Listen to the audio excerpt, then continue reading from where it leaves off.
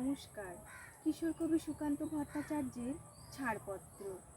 যে শিশু ভূমিষ্ঠ হলো আজ রাত্রে, তার মুখে খবর পেল সে পেয়েছে ছাড়পত্র এক। নতুন বিশ্বে দাঁড়িয়ে তাই ব্যক্ত করে অধিকার, জন্মমাত্র সুতীব্র চিৎকারে। খর্বদেহ নিঃসহায়, তবু তার মুষ্টিবদ্ধ হাত উত্তোলিত, উদ্ভাসিত। কি এক দুর্বোধ্য প্রতিজ্ঞায়! সে ভাষা বোঝে না কেউ। কেউ হাসে, কেউ করে মৃদু তিরস্কার। আমি কিন্তু মনে মনে বুঝেছি সে ভাষা।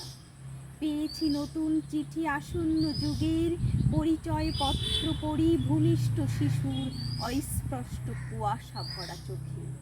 এসেছে নতুন শিশু, তাকে ছেড়ে দিতে হবে স্থান। জীর্ণ পৃথিবীতে ব্যর্থ, মৃত আর ধ্বংসস্তূপ পিঠে চলে যেতে হবে আমাদের। চলে যাব, তবু আজ যতক্ষণ দেহে আছে প্রাণ, প্রাণপণে পৃথিবীর সরাবো জঞ্জাল। এ বিশ্বকে শিশুর বাসযোগ্য করে যাব আমি, নবজাতকের কাছে আমার দৃঢ় অঙ্গীকার।